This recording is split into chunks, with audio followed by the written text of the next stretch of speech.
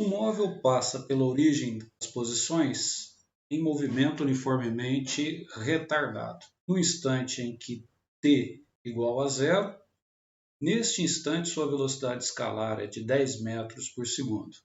A aceleração atuante no móvel é de menos 2 metros por segundo ao quadrado. Determine. Letra A função horária S em função de t e a função da velocidade, ou seja, a velocidade em função do tempo. Letra B, o instante em que o móvel passa pela origem das posições novamente e o instante em que o móvel muda de sentido. Então, eu teria aqui, na letra A, eu tenho um veículo na posição, ou seja, na origem das posições, então a posição inicial dele é zero. No instante inicial, t igual a zero. Esse veículo tem uma velocidade para a direita de 10 metros por segundo e ele tem uma aceleração para a esquerda de menos 2 metros por segundo ao quadrado. Então, o que isso significa para nós? Que a velocidade está no sentido crescente das posições, porque observa a orientação da trajetória, tá vendo? Então ele caminha no sentido crescente das posições, enquanto a aceleração está no sentido contrário da velocidade. Então eu sei que esse veículo executa um movimento que é um movimento retardado, porque velocidade e aceleração estão em sentidos contrários. Enquanto a velocidade é positiva, a aceleração é negativa. Então esse veículo sai dessa posição, tá vendo? Chega aqui, a velocidade é zero e ele inverte o sentido de movimento dele. Quando ele está invertendo o sentido de movimento, você observa que a velocidade e a aceleração estão na mesma direção e no mesmo sentido. Então vamos continuar. A letra A diz o seguinte: função horária S em função de t e a função da velocidade V em função de t. Essas são as duas perguntas que ele faz. Qual é a equação da posição em função do tempo e qual é a velocidade em função do tempo para esse móvel? Primeira coisa, tirar os dados. Posição inicial, zero. Então, observa que eu começo a estudar o movimento quando ele está na origem das posições, então, ou seja, quando a posição inicial é igual a zero. O intervalo de tempo que eu inicio o movimento também é zero, então eu estudo esse movimento a partir do instante zero.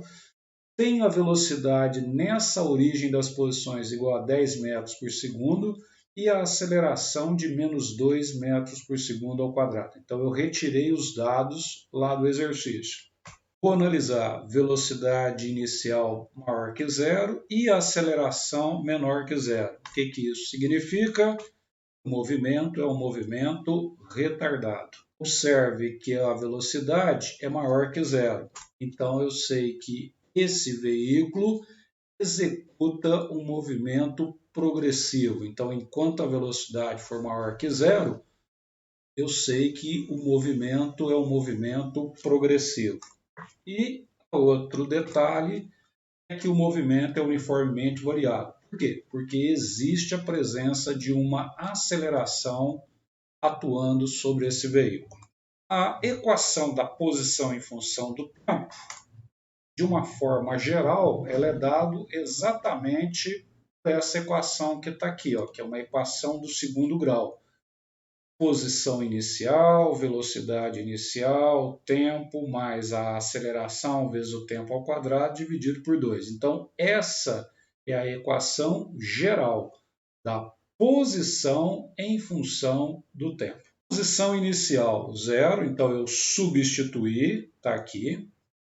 Velocidade inicial, 10, substituí e coloquei no lugar do A o valor da aceleração, que é menos 2 metros por segundo ao quadrado. Então, na hora que eu substituir, está aqui, ó, menos com mais menos, então ficou aqui, ó, menos 2,5 vezes t ao quadrado sobre 2.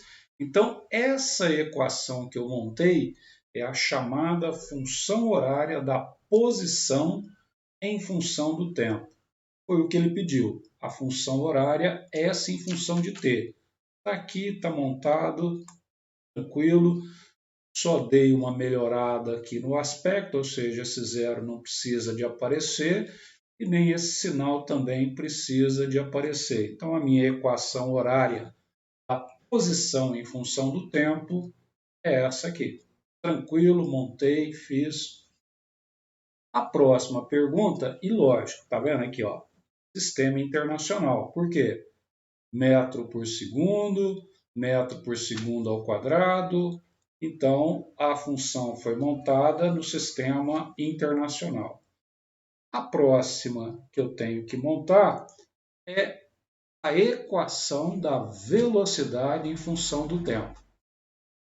Pego a equação geral, que é v igual a v0 mais at, e substituo aquilo que eu conheço. Velocidade inicial, ela está aqui.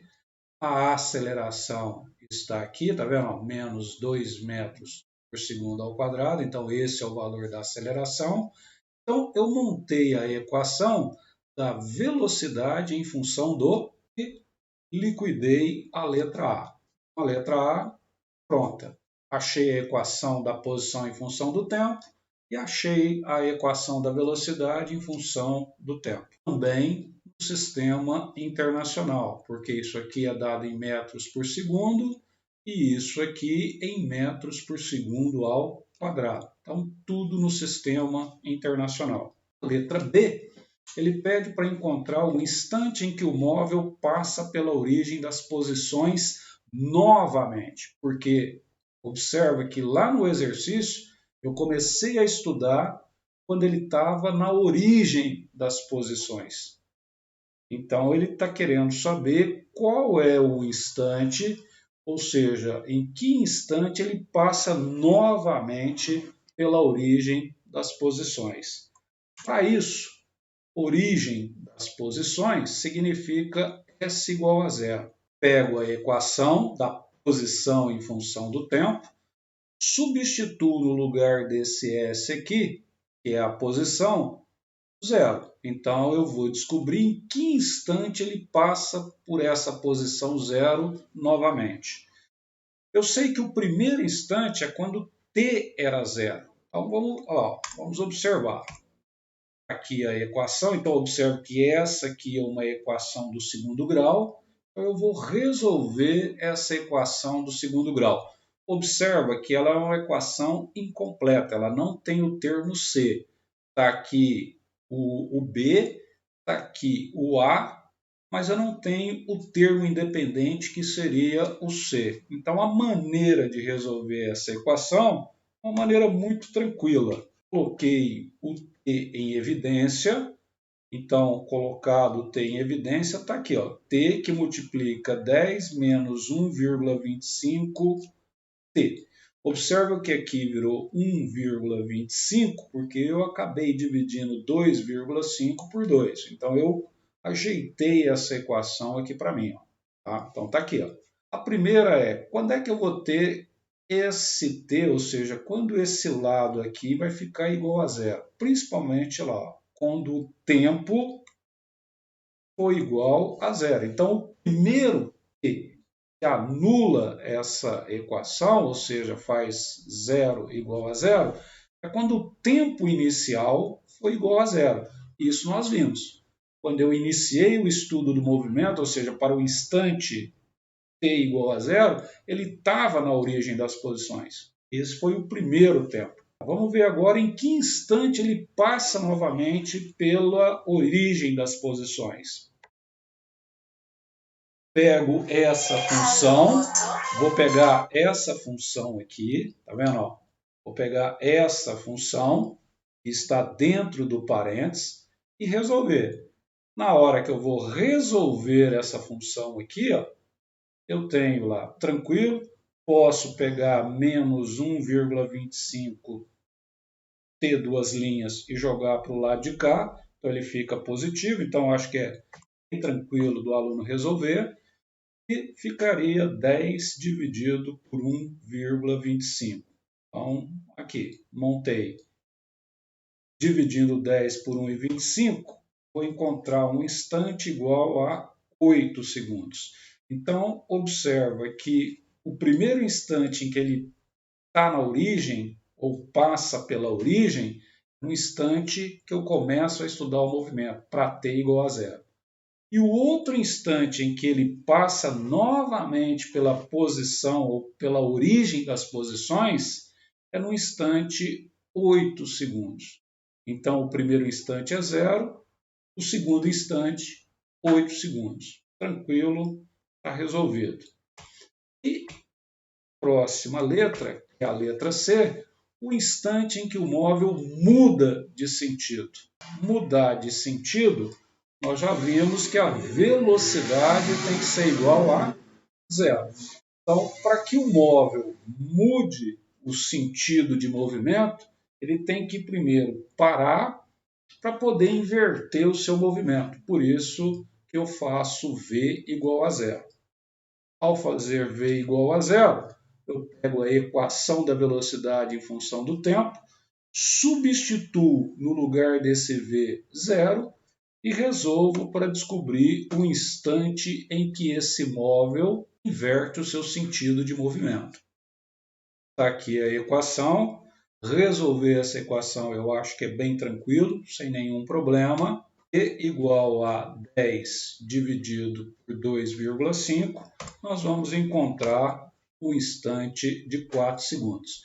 Então, observe que nesse instante t igual a 4 segundos, é o instante em que o móvel vai exatamente parar, vai ser v igual a zero, para poder inverter o seu sentido de movimento, igual nós vimos lá no primeiro slide da resolução desse exercício.